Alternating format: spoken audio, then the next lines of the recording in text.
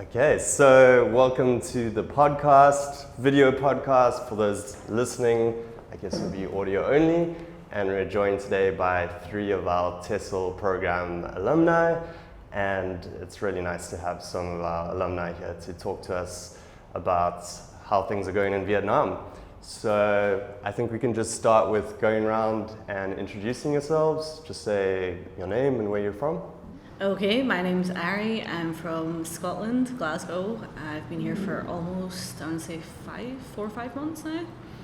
Yep, I'm enjoying it so far. My name is Ruby. I'm from Australia, Byron Bay. And yeah, hasn't it only been just 3 months? No, I thought it was longer than that. It feels like it's been... It's only 3. I swear I feel like it's been 4. So I came 2 weeks before. Oh, so maybe a little bit more like 4 maybe. Yeah, 4 months. But yeah, because I just got my 3 months visa like 2 weeks ago. Like renewed it. I renewed mine Same. a week after. 3-month mark. Yeah. Nice. You want me to go? Yeah, I just So, went. I'm Anna, and I'm from Canada, and I've been here for about 3 months. Just over. Yeah. Cool, and we've also got Steph here today. So if you saw the last video or podcast, we interviewed Steph. Thought that was a really nice one with Steph sharing her experience. But I think this will be great because we can chat to you all about your experiences of first arriving, getting settled in. So with that in mind, first of all, actually, what made you want to come to Vietnam? I went on a trip to Thailand in August.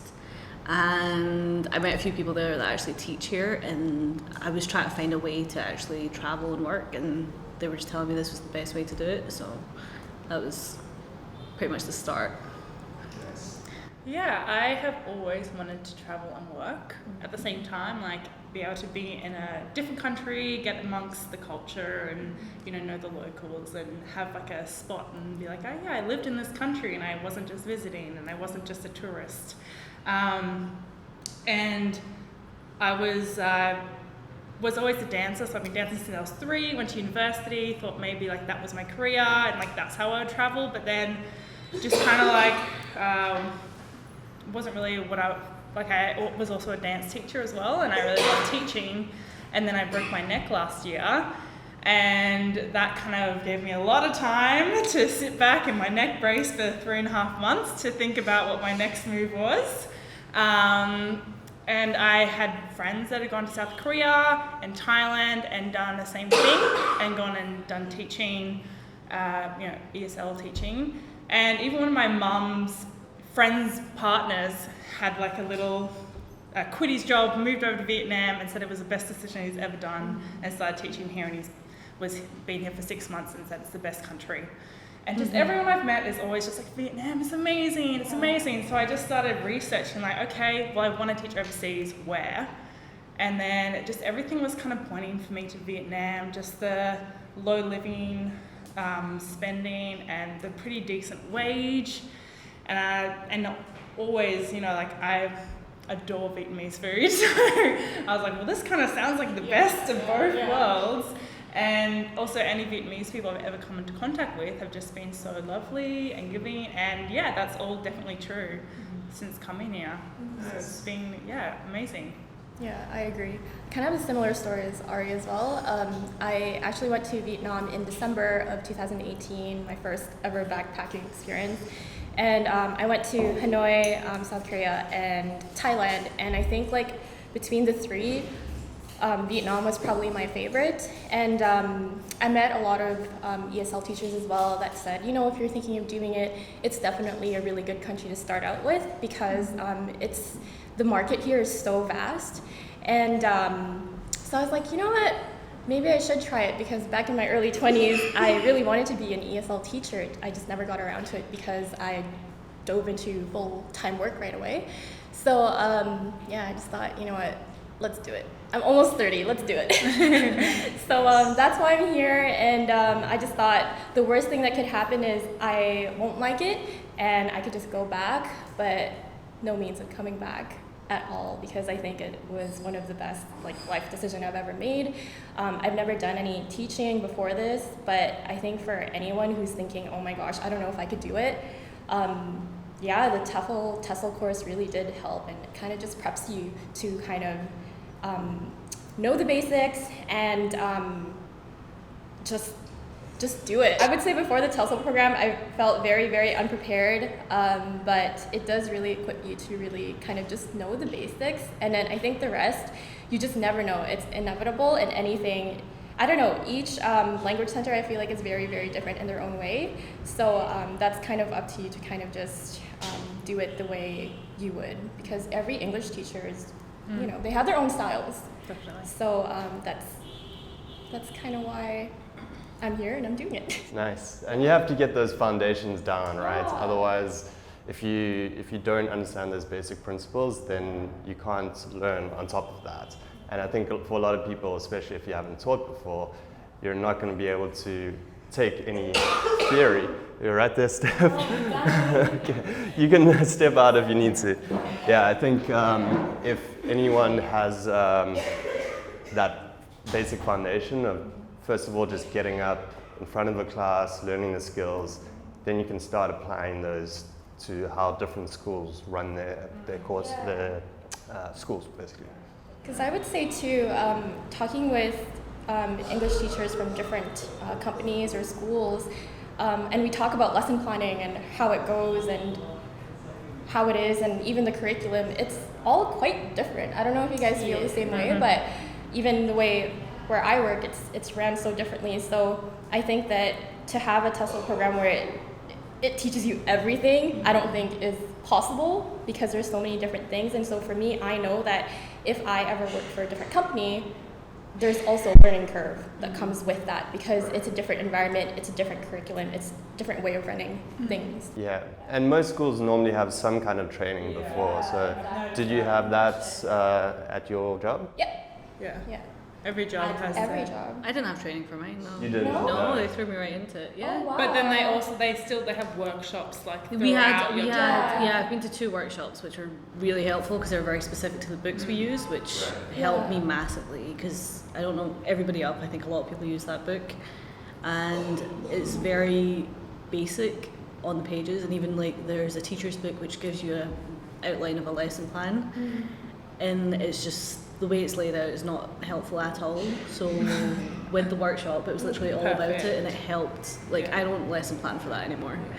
So I don't need to, and that's the majority of my classes. So it's cut my lesson planning down. That's nice when you have repeated classes and then you already know. Liam, that's the guy who interviewed you. What he was saying to me, like, because they're from VUS, he will try and get you to do the workshops before you start working, but because I was telling him that, oh yeah, I know Ari, she'll start working with you, and she's like, awesome.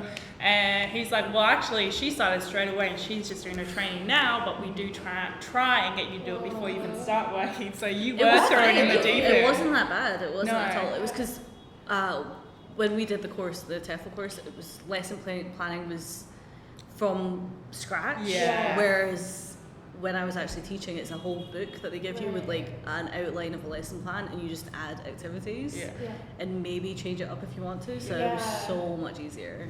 That's nice, yeah. So you got something to build on top of there. Yeah, it makes life so much easier. Well, I mean, because I just did a summer course with Vasa, so it was only 8 weeks, but they just gave me, they just threw me, you know, what? Because it's just like a summer course, only 8 weeks. It's not like getting you ready for their full-time yearly course. But it was funny because I got the job as soon as I went to the interview, before I even graduated the TESOL course. And then it was like and then I went in to sign the contract like a week before it started, and they're like, cool, see you Monday. Just like, okay, like, didn't even show me the school, like, what do I need? Yeah. And they just gave me sort of a folder of, because we had 3 different classes and like different levels and age groups. And like, this one is for this class, this one is for this class, and this one is for this class.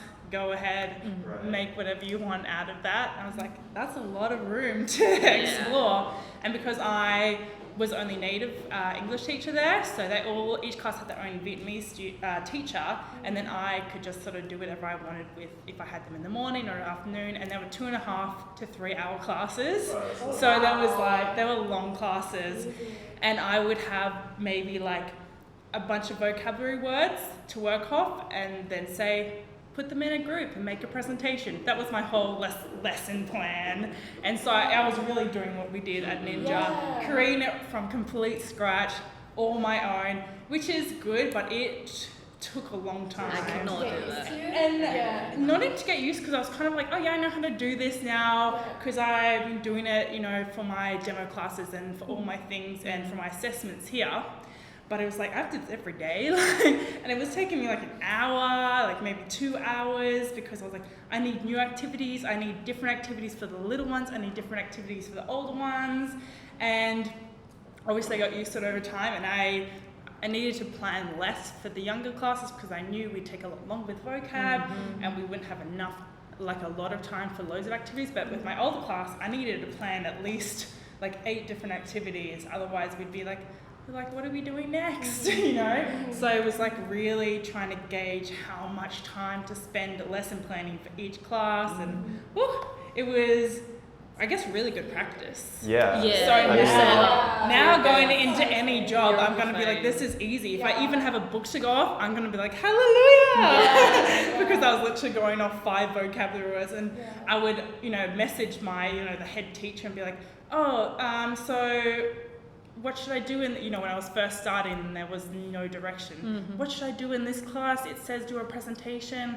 Are they working on something with their Vietnamese teachers? Like, oh no, that's just like a guideline. I was like, oh, so they're not working on anything here?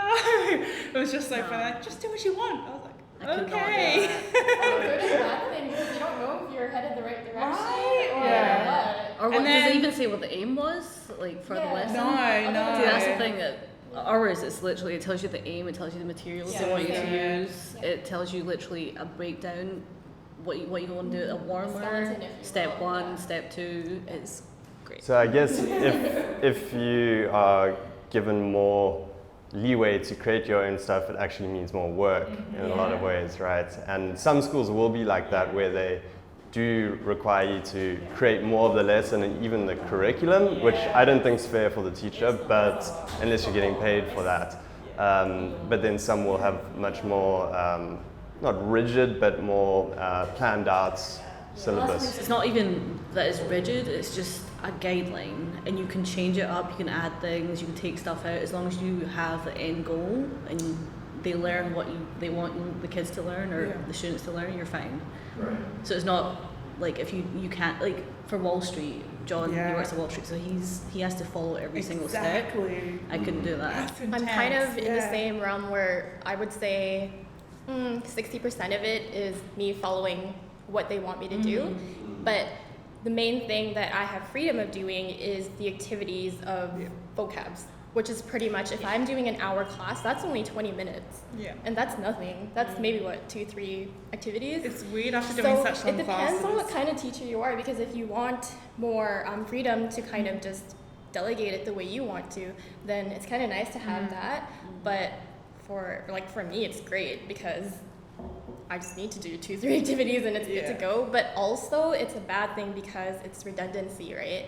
So it could get monotonous, especially if you're doing the same level. Let's say I'm doing beginner level in all my classes. Like I have 3 beginner classes. Well, they're learning the exact same thing, and you see them 2-3 times a week. So, but also you could just get really expert, you know. That's true. Yeah, that's the positive thing. If you just have like a list of activities and you know them really well, you don't need many materials for them. I think that's what I've been doing.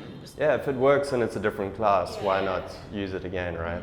And there's a few activities I use for every class every time, so it's like a routine. No, there was it from the workshop. Yeah. Some from Ninja. No, I mean, obviously, I've used all my Ninja. I mean, and creating my own. I was like, how can I change this? All my classes know 1, 2, 3 eyes on me. Every single class. I use that for every single class. It cracks me up every time. I went through like every single attention getting signal with all my classes. I was like, which one works best? And which one do you prefer? I started off, in all my demo classes, I was doing like the hand on nose, but it does not work because if you're quiet and they're noisy, they are not actually even looking at you. They're not, with my older class, it can work. Younger class, not at all. They're drawing. They're doing. Their heads are down. They're not even looking at you. They're not even noticing if someone's quiet or not. And like maybe 5 of the girls that adore me will be like sitting there perfectly. I love but the then girls. the 20 other students are just like because I was teaching around 22 students, so it just like that being silent did not work. So then I tried like the clapping, That and doesn't work. they didn't like realize that they had to return the clap, even though I went over it like a bunch of times. I had a class at the start of the pause.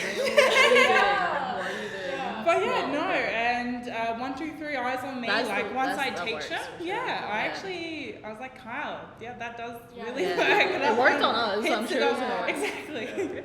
I have just countdown. Yeah. Oh, that one's 5, 4, really 3, good 2, 1. too. With the younger ones, they get scared. They're just like, Yeah. yeah. Actually, I went through both of those, and if I was really mad, I was like, I only gave them 3. Yeah, exactly. You have 3 seconds. Yeah. Do you find that you're running out of activity ideas now that you've exhausted some of them, or do you just research online and find I just others? do some research. Yeah, I do The research. thing is, you could do the exact same activity, but because your topics are different, you could kind of alter it a little bit. So and also kids like when they know what What's you're going. doing. So it's Yeah. less things for you to not do, but to explain You as don't a have to teacher, do it. because obviously teacher talk time. Don't have right? to do as long demos or as many Yeah. ICQs. Yeah. You can just go, you Especially all know the Solve the little Maths? ones. Yay! Yeah. Great! Get your whiteboards, Yeah. do this, It's, When they know, they're more comfy, and it flows better as a teacher as well, because you're just like, okay, slap the board time, and then they know, and then Yeah. And like you said with the vocab, you have different vocabulary. I usually, once we get into it, I will put harder rules in. I'll do like an extra rule, like, oh, so you know how we did it like this time? Well, now Yes. you actually Yeah. have to run to the board and Yeah. just change it up in little ways. I don't like to do the same activity like the next day or whatever.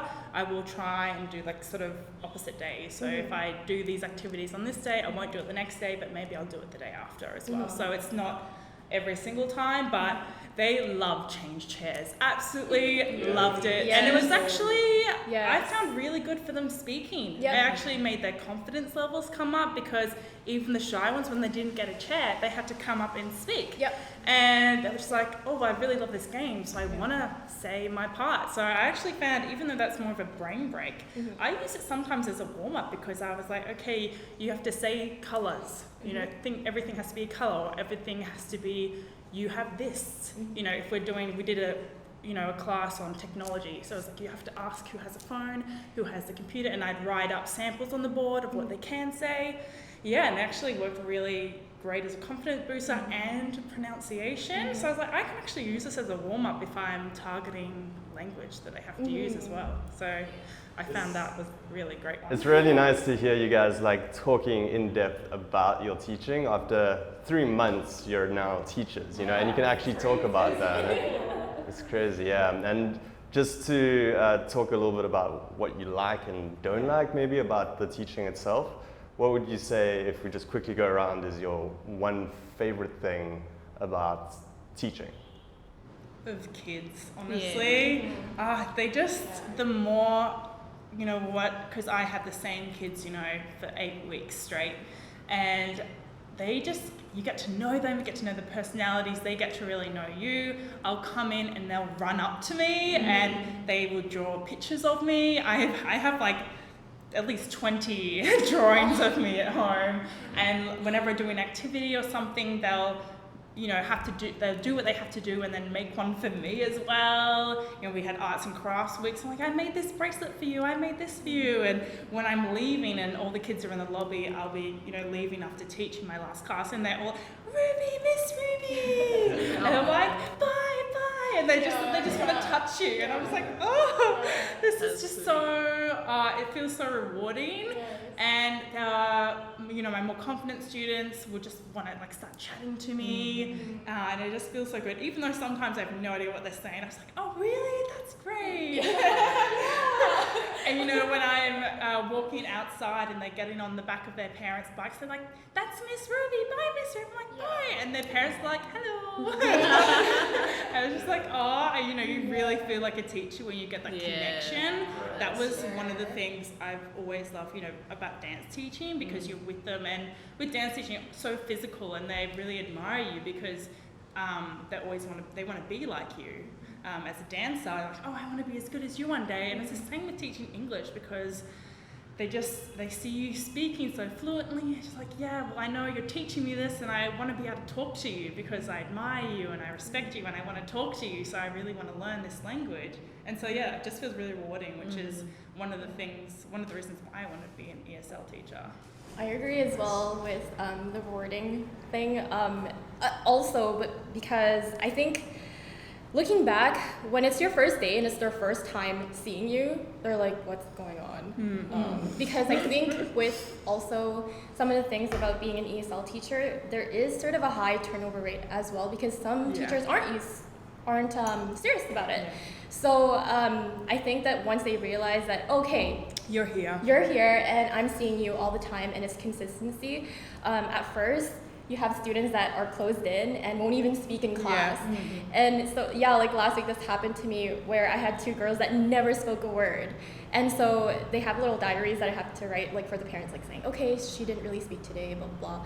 And so when I taught them yesterday, they actually said vocabs, and I was like, oh my gosh, you could see the improvement. And I think as an ESL teacher, you come here so that you can make a difference in the country, because they can't speak English, and they know that to have a higher education or want to go to a different country, they need to speak English and they have to know the language, right? So just to see little kids, like even 4 or 5-year-olds, like you see the improvement, and to me that is the most rewarding thing, is just to see them speak something, even if it's 1 or 2 words. It's an improvement, and I can't even imagine what it's going to be like 6 months down the road or something. For me, I had a breakthrough with one of my students, I think last week. She's like the smallest in my teen class, and she doesn't speak at all. She didn't want to speak, she didn't want to say anything. She refused to do any work, and then I was teaching them sentences, and she came up, she put her hand up, and then she came to the front and she wanted to say it to everybody, and I was like, what's going on? I was so surprised. I thought she was going to come up and say something to me, like she didn't want to, like, I don't know, I thought she was going to say something, like she didn't want to be here or something. She didn't look happy, and then she came to the front of the class and she like said the sentence for everybody, and I was so happy. And the little ones, I love teaching like the youngest, so they're like 4 to 5 years old, and they're just really fun. They're crazy, they're insane. A lot of energy, right? A lot of energy. Like the little girls are my favorite because they listen to me. The little boys, so I had a class yesterday, and I made them sit nicely, where they have to sit like this for 5 minutes, because they just wouldn't listen to me, and I was just like, sit nicely, or we're not going to move on, or we're not going to do the next thing, which was like a dance.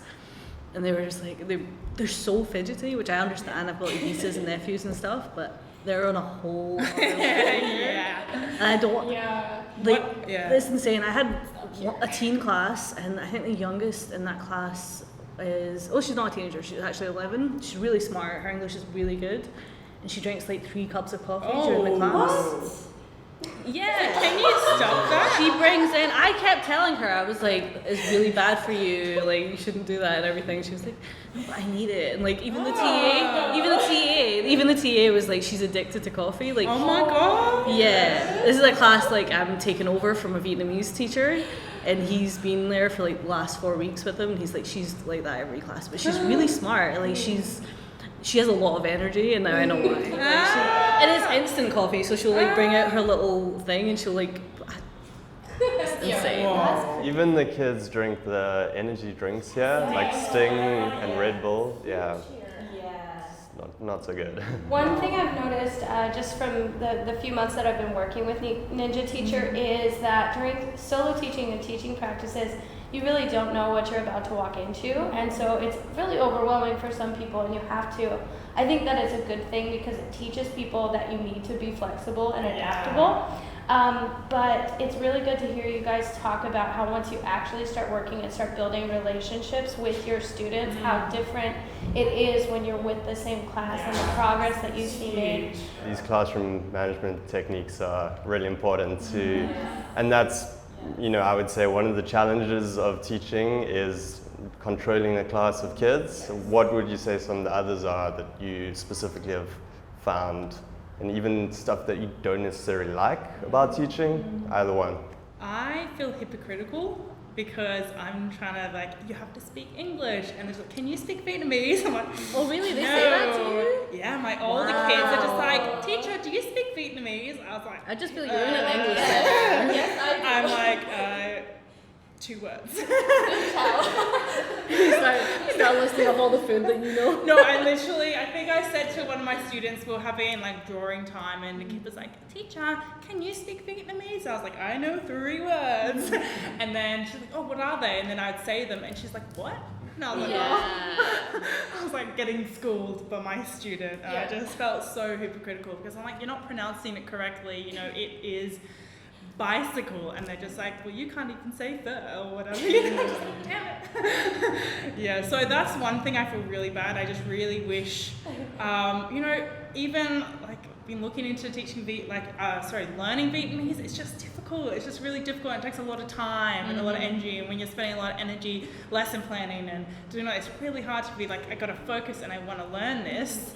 Especially when they make it so easy for you to like get by without really knowing any Vietnamese. Some schools quite offer easy. it, like the US offers the So I Vietnamese definitely lessons, so I'm looking. you should look into it. Yeah. Yeah. It does help a lot too when you just feel like you know some of the language and you can at least show that to locals. It shows you and- care to the kids. Yeah. What I find challenging is, I think it's just, like I said before in the beginning, when you're trying to get to know the dynamic of your class, but just even individually your students. Yeah. Sometimes for me, what's frustrating is if I'm teaching them, I wear a t-shirt, but they keep saying, I am a t-shirt. And you're like, no, I wear a t-shirt. Well, but where, right? So they just can't get it. And you're just like, hey, am It's I a so terrible easy, teacher? Am I a right? bad teacher? Sometimes when you have good days and you have bad days, I don't know what you guys feel like. Definitely. Sometimes I just can't get the lesson across.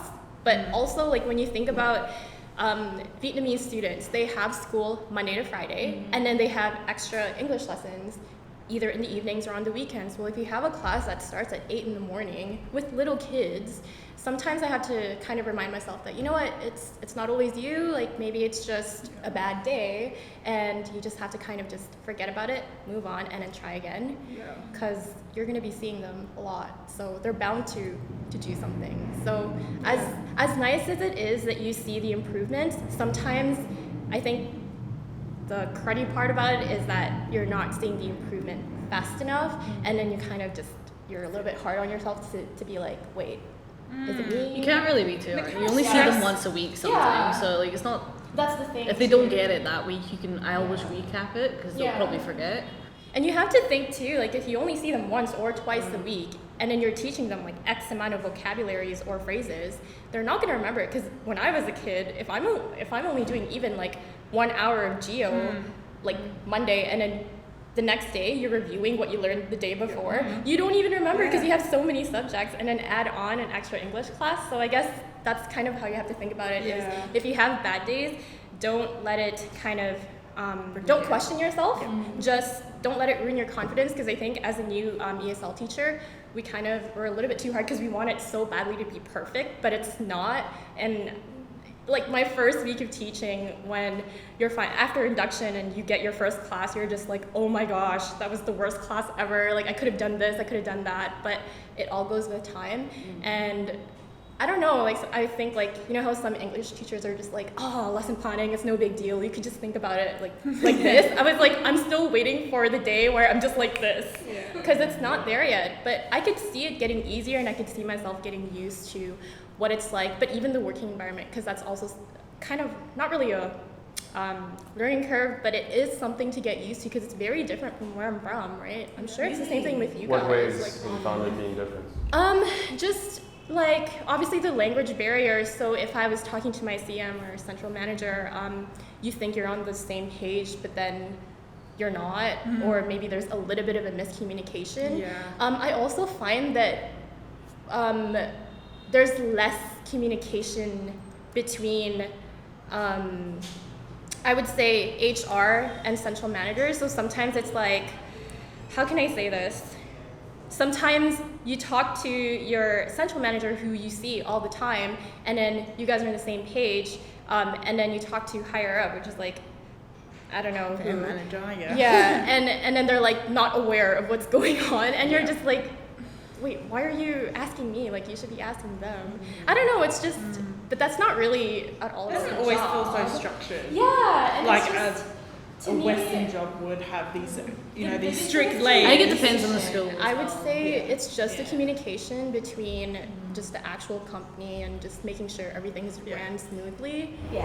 After working at several different companies teaching here, I think that's something that's very consistent is that there's always going to be some sort of disconnect or some sort of breaking communication, and you kind of just have to get used to your specific center and the way that their style of management is. But it's definitely tricky. Like that's one thing. I think whenever you start any job here, for the first couple of weeks, you're going to feel like you have no idea what you're doing, like you have no idea who you can talk to for support, or that there's a lot of just confusion and general like issues. But once you make it through that first couple of weeks, you figure out, kind of the way that it works, and you kind of find your groove, even with the way that you're teaching your classes and what they expect. Organization can be a big thing at a lot of schools here. Nice chaos. Right. I had an issue with when we were out for dinner once. I got a call saying, "Oh, you have a class tonight.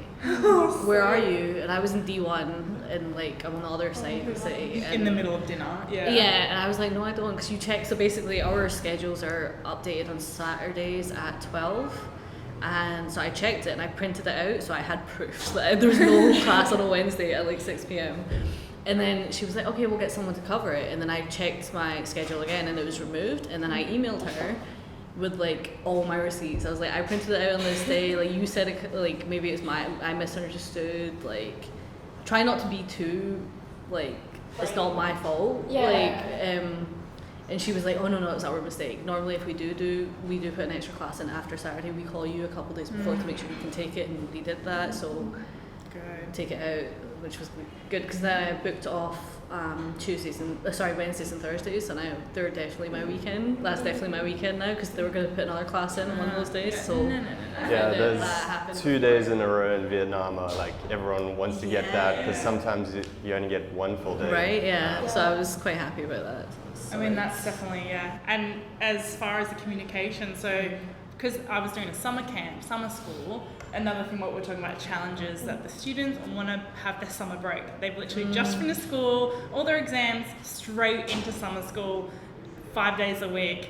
They're there from 7 till 5. It's like long days after just being in school and also doing English classes, just no break. So that was hard getting, because I just want to be out and playing. But what was great about it is that we did excursions every single week. We did something really fun. There was a lot of activities, but it was funny with talking about the communication. We'd all get sent, so all the Vietnamese teachers and TAs and me, we'd get sent the schedule for our excursion in Vietnamese. And I'm just like, okay. And so then I would email him back, sort of the head teacher. I'm like, hey, thank you. Do you reckon you could send me a copy in English? And they're just like, most of the time he's like, oh yes, sorry, I'm just very busy, I'll get around to it. And I was like, because they'll send it at the start of the week, and then I'll just email straight away. Yeah. But some of the times he just never replies. And so I have to get one of my TAs, and I'm quite close with one of my TAs because he was like really good in my class. So we got along really well. So we're just like on Facebook and stuff. I was like, hey, so this excursion, would you mind giving me a rough translate of where I need to be and when? Because actually he even took it upon himself. He's like, oh, so do you know what we're doing on Friday? I was like, well, I got it in Vietnamese, so not really.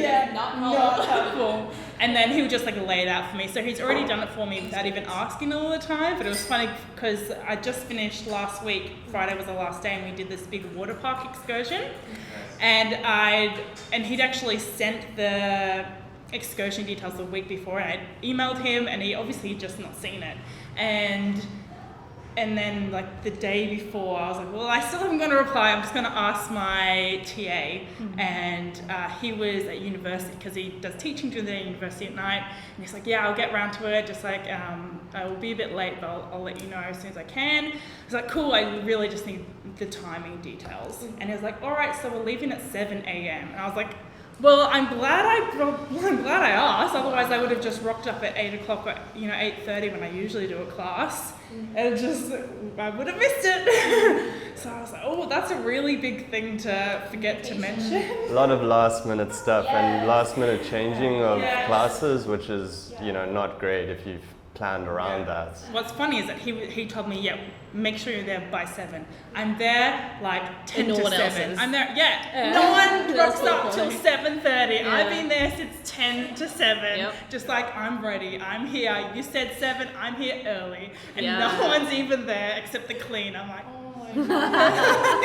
Just me and the cleaner That's so hanging funny, out for that's so half true. an hour, 40 minutes rather. Yeah. And I see Leon walk in. I was like, you told me 7, and it's like 7:45 now.